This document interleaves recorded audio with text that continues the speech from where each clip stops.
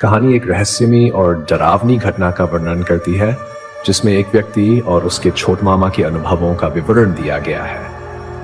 ये कहानी तब शुरू होती है जब वे एक टमटम घूमे यात्रा कर रहे होते हैं जिसे छक्का मियाँ नामक एक व्यक्ति चला रहा होता है। टमटम के पिछले सवार की अजीब हंसी और व्यवहार से मुख्य पात्र को संदेह होता है, लेकिन वह इस घटना को नजरअंदाज करने की कोशिश करता है। हेलो दोस्तों, कैसे हो आप सब? उम्मीद है कि सब अच्छे हो। केडी स्टूडियो यूट्यूब चैनल में आप सभी का स्वागत है। आज की कहानी थोड़ी अलग तरह की है। कानों में हेडफोन लगाओ और पूरी कहानी सुनो। इस इलाके में रात के समय बस छूट जाने पर सवारी के लिए छक्का मियाँ की टमटम ही एकमात्र उपाय थी। चाहे तूफान हो या मूसलधार बारिश, अगर रात में भीमपुर गदायोला 10 मील पक्की सड़क पर थोड़ी देर खड़ा रहा जाए तो छक्का मियाँ की टमटम जरूर दिखेगी। अंधेरे और तूफान में पहले एक टिमटिमाती हुई रोशनी दिखाई देगी, फिर वह रोशनी करीब आएगी और भले ही बादलों की गरज क्यों न हो, एक अजीब आवाज टंग लंग कानों में गूंजेगी। बिजली की चमक में एक काले तिरपाल से ढकी हुई चौकोर छतरी दिखेगी। सामने एक काली आकृति और एक घोड़ा जो निहायत धीमी चाल से चल रहा होगा। मुंह से कुछ कहने की जरूरत नहीं होती। छक्का मियाँ की टमटम सवारी देखते ही रुक जाएगी। तब बस एक छलांग मारकर पीछे के तिरपाल को हटाकर चौकोर छतरी में घुस जाए और फिर आराम से बैठ जाए। फिर छक्का मियाँ की टमटम टलते टलते चलेगी। टंग लंग। टमटम शब्द अंग्रेजी के टैंडम से आया है, जिसमें कई घोड़े एक के पीछे एक चलते हैं, लेकिन भीमपुर के छक्का मियाँ की गाड़ी में एक ही घोड़ा है। फिर भी लोग प्यार से इसे टमटम कहते हैं। छक्का मियाँ की शक्ल काफी डरावनी थी। लंबे दुबले पतले, थोड़े से झुके हुए, लंबे चेहरे पर मुड़ी हुई नाक के नीचे बड़ी बड़ी मूंछें, धूप में तपा हुआ ताम्रवर्ण। उसका घोड़ा भी वैसा ही था, जैसे मालिक वैसा घोड़ा, दुबला पतला लंबा सा, चारों टांगे जैसे 4 लकड़ियां। सिर देखकर कभी कभी पहचानना मुश्किल हो जाता था कि यह जीव असली घोड़ा है या नहीं। उसकी हिनहिनाहट सुनते ही रोंगटे खड़े हो जाते थे। भीमपुर बाजार के सारे कुत्ते डरकर भाग जाते थे। आजकल लोग बस या रिक्शा में सफर करना पसंद करते हैं। छक्का मियाँ की टमटम में बैठने से हड्डियां टूटने का डर रहता है। वक्त के साथ इसकी मांग कम हो गई है, लेकिन रात में बस छूट जाने पर उपाय क्या, ये छक्का मियाँ समझता है और दिन में अपने घोड़े को जंगल या दलदल में चराता है। रात को छोटे से बाजार के चौमाहे पर शीशम के पेड़ के नीचे घात लगाकर बैठता है। पास में टमटम तैयार। इस बार पूजा के समय मैं छोटे मामा के साथ कोलकाता से आ रहा था। रास्ते में कहीं ट्रेन रुक गई और रुकी रही, आगे नहीं बढ़ी। क्या हुआ? पिछले स्टेशन पर मालगाड़ी पटरी से उतर गई थी। दोपहर डल गई और शाम हो गई। फिर जब ट्रेन चली, छोटे मामा ने मुंह बनाकर कहा, फिर वही छक्का मियाँ की टमटम लेनी पड़ेगी। मैंने कभी उस टमटम में नहीं बैठा था, इसलिए सुनकर खुश हुआ। बोला, बहुत मजा आएगा, है ना छोटे मामा? छोटे मामा ने गुस्से में कहा, मजा आएगा, ठेलने का मजा समझेगा। ठेलना क्या होता है मैं नहीं समझा। देखा, छोटे मामा खिड़की से बार आसमान देख रहे थे। थोड़ी देर बाद बोले, तूफान आएगा। पता नहीं किसका मुंह देखकर निकला था। बड़े भैया ने कितना कहा, फिर भी रुका नहीं। धिक्कार है मेरी अकल को। भीमपुर स्टेशन पर उतरते ही कोई तूफान नहीं था। रात का 1 बज गया था। बाजार सूना था। चौमाहे पर शीशम के पेड़ के नीचे छक्का मियाँ की टमटम खड़ी थी। बिना कुछ कहे छोटे मामा पीछे का तिरपाल उठाकर अंदर घुसे और बोले, क्या देख रहा है, जल्दी अंदर आ जा, अभी एक झुंड लोग आकर अच्छा स्थान ले लेंगे। अंदर घास का मोटा ढेर था और उस पर तिरपाल बिछा था। एक अजीब सी बदबू थी। अंधेरा भी था, जैसे किसी गुफा में घुस गए हों। आगे जाकर छोटे मामा ने जगह बनाई। थोड़ी देर बाद 2 और लोग अंदर आ गए। वहां एक ठसाठस स्थिति थी और फिर अचानक बादल गरजे और तेज हवा चली। छोटे मामा बोले, वही हुआ जो मैंने कहा था। हुआ न? छक्का मियाँ ने सामने से कहा, आराम से बैठिए बाबूजी, अब चलें। उसका घोड़ा बादलों की गर्ज के साथ ही हिनहिनाता हुआ चल पड़ा। तब मुझे समझ में आया कि छोटे मामा ने बाप रे क्यों कहा था। सच में बस हड्डियां टूटने का डर। बाहर तूफान की आवाज और बादलों की गरज के बीच घोड़ा और भी जोश में आ गया। थोड़ी देर बाद बारिश की बूंदें तिरपाल पर पड़ने लगी। छोटे मामा ने तिरपाल का फांका बंद कर दिया। मुझे तब हैरानी हुई कि छक्का मियाँ बाहर बैठा चाबुक चला रहा था, उस पर बारिश नहीं गिर रही थी। रास्ता घूमकर रेल की पटरी पार करते ही दोनों तरफ दूर दूर तक खेत थे। खुले में तूफान और बारिश ने टमटम को बुरी तरह पकड़ लिया। हर पल लगता था कि अभी उलट जाएगी और हम खाई में गिर जाएंगे। हमारी क्या दशा होगी ये सोचकर भी डर लगता था। लेकिन आश्चर्य की बात थी कि टमटम लगातार टलते टलते चल रही थी। बीच बीच में तूफान और बारिश की आवाज के बीच टंग टंग लंग जखा की आवाज सुनाई देती थी। कभी कभी छक्का मियाँ का घोड़ा जोर से हिनहिनाता। पीछे से एक सवारी ने तारीफ में कहा, अरे पक्षीराज का बच्चा है। इतनी देर में तिरपाल के ऊपर से पानी छूने लगा। सवारियां हिलडुल कर बैठने की कोशिश कर रही थीं, लेकिन बैठें कैसे? सब भीग रहे थे। एक समय छोटे मामा ने अचानक जोर से चिल्लाकर कहा, आह वो क्या रहा है मियाँ, मेरे ऊपर क्यों गिर रहे हो? आपके ऊपर मैं गिरा या आप मुझ पर गिरे? क्या बकवास कर रहे हो? मुझे ठंडा कर दिया और फिर उपदेश दे रहे हो। आप आदमी हो या बर्फ? मैं बर्फ हूँ, आप ही तो बर्फ हो। कितनी ठंड है, हड्डियां जम गई, नहीं दिखता। मेरे पीछे वाले सवारी ने धीरे से हंसते हुए मेरे कान के पास कहा, कगड़ा डर गया। हमेशा ऐसा ही होता है समझे जनाब, हक्का मियाँ के टमटम का ही नियम है। उसकी हंसी बड़ी अजीबोगरीब थी। ऐसी हंसी मैंने कभी नहीं सुनी थी, लेकिन उसकी सांस भी थोड़ा हटकर बैठो ना, बहुत ठंडा कर रहा है, मैंने कहा।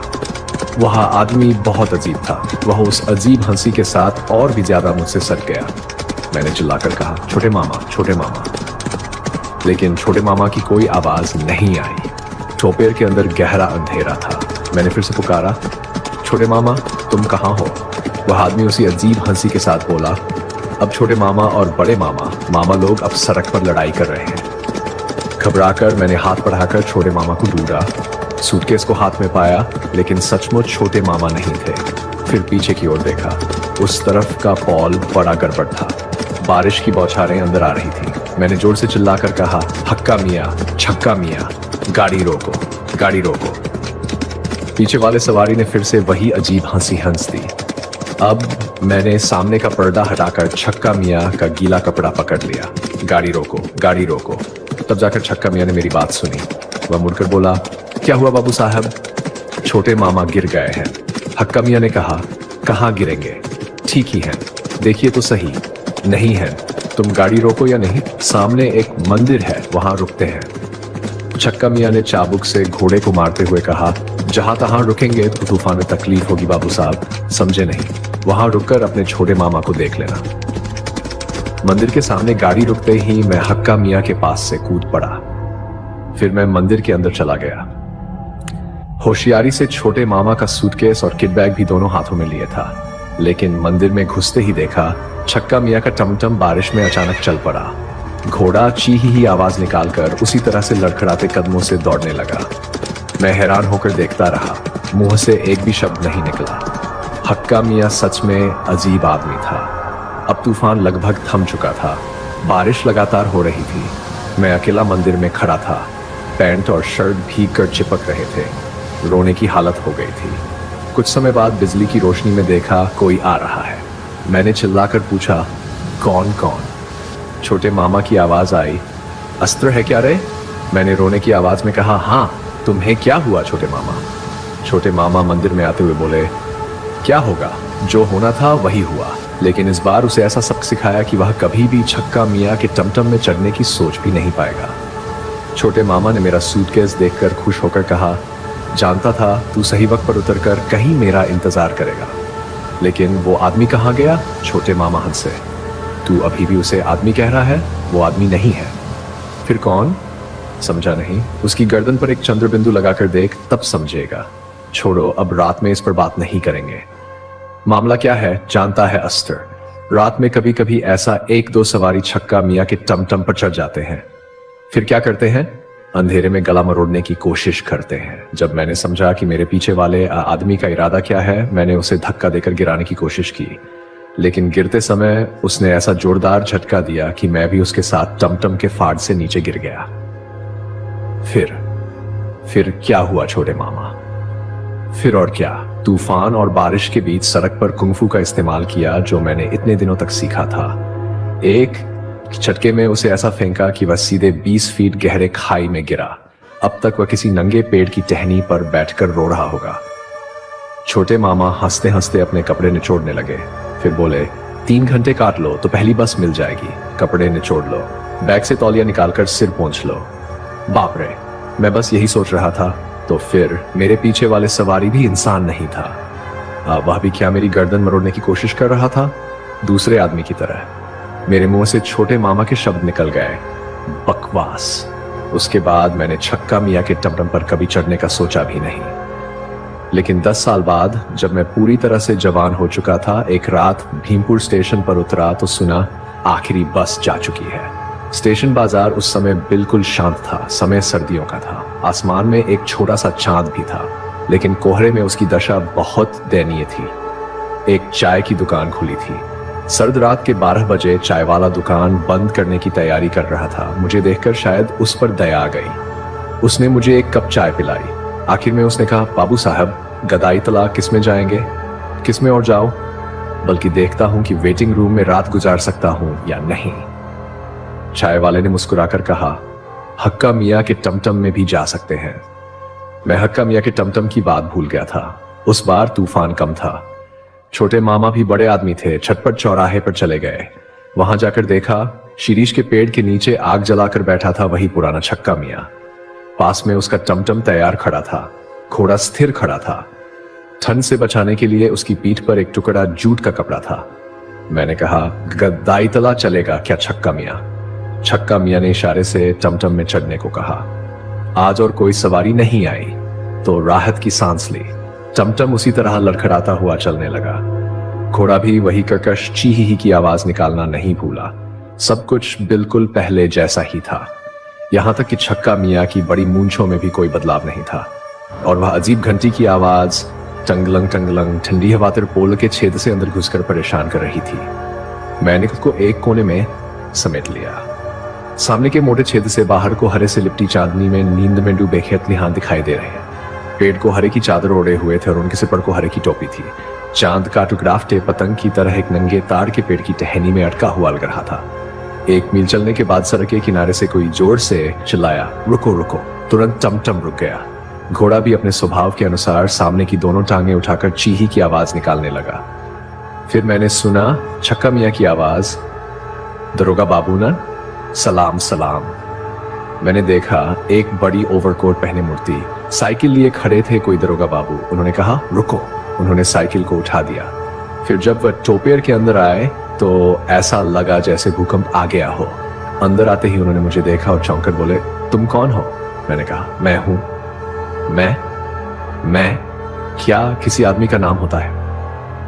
दारोगा बाबू ने टॉर्च जलाकर शक भरी नजरों से मुझे देखा। नाम धाम बताना पड़ा। आखिर पुलिस वाले हैं। सब सुनकर बोले, मैं गदाईतला थाने का इंचार्ज हूं, लेकिन मैंने आपको कभी देखा नहीं। जान सकता हूं सर? बगले झांकते हुए मैंने कहा, कई सालों से कोलकाता में हूं, इसलिए आपने नहीं देखा। आपका नाम क्या है? बंकू बिहारी राय। क्या आप किसी आरोपी को पकड़ने निकले थे? मैंने उन्हें खुश करने के लिए कहा। बंकू दारोगा ने भारी आवाज में कहा, हां, एक शातिर बैंगन चोर बहुत परेशान कर रहा है। आज एक बैंगन के खेत में 2 सिपाहियों के साथ घात लगाकर बैठा था। चोर भागकर सीधा एक ताड़ के पेड़ की चोटी पर चढ़ गया। उसे उतार नहीं पाया। तब 2 सिपाहियों को ताड़ के पेड़ के नीचे बैठाकर छोड़ दिया। आते समय अचानक साइकिल खराब हो गई। बैंगन चोर इस सर्दी में पूरी रात ताड़ के पेड़ की चोटी पर बैठा था। लेकिन मैं उन 2 सिपाहियों के बारे में सोचकर परेशान था। मेरे मुंह से निकल गया, अरे मतलब? बंकू दारोगा ने फिर टॉर्च जलाकर शक भरी नजरों से मुझे देखा और बोले, आप इस मराबोवा गाड़ी में इतनी रात को बैठे हैं। क्या आप जानते हैं कि छक्का मियाँ आजकल सवारी नहीं मिलने पर मरा डोते हैं गंगा के घाट पर? क्या कह रहे हैं? तो ये डर की बात है। मैं हैरान होकर बोला, सच में डर की बात है, पहले पता होता। बंकू दारोगा ने मेरी बात काटते हुए कहा, शायद जानबूझकर बैठे हैं, कुछ भी कहा नहीं जा सकता। क्यों ये कह रहे हैं? आपकी शक्ल देखकर कह रहा हूं। ऐसी दुबली पतली सूखी मरे हुए की तरह आदमी अक्सर नहीं देखे जाते। अब मुझे बहुत गुस्सा आया।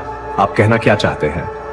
रात बिरात आजकल छक्का मियाँ की टमटम में कौन जिंदा कौन मरा पता नहीं चलता। हाथ बढ़ाकर मैंने कहा, ये मेरा हाथ है, जांच कर सकते हैं मैं मरा हूं या जिंदा। बंकू दारोगा ने मेरा हाथ जोर से झटक दिया। हाय, ये तो बहुत ठंडा है। ठंडा क्यों नहीं होगा? सर्दी की रात में इस मैदान में हाथ क्या गर्म रहेगा? नहीं जनाब, ऐसी रात में बहुत से सिंधमार चोरों के हाथ पकड़े हैं, उनमें से कोई इतना ठंडा नहीं था।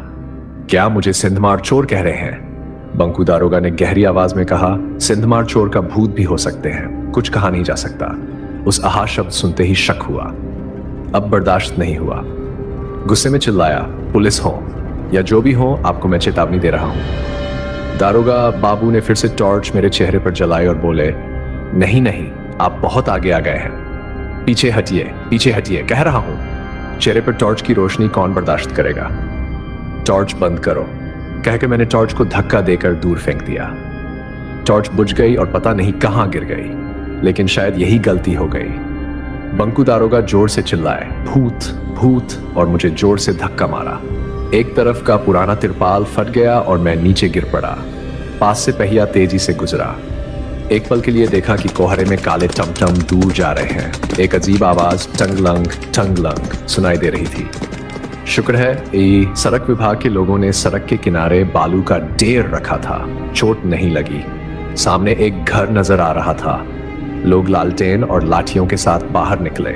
उन्हें पूरी घटना बतानी पड़ी, लेकिन सब सुनकर वे हैरानी से मुझे देखने लगे। एक ने कहा, क्या कह रहे हैं बाबू?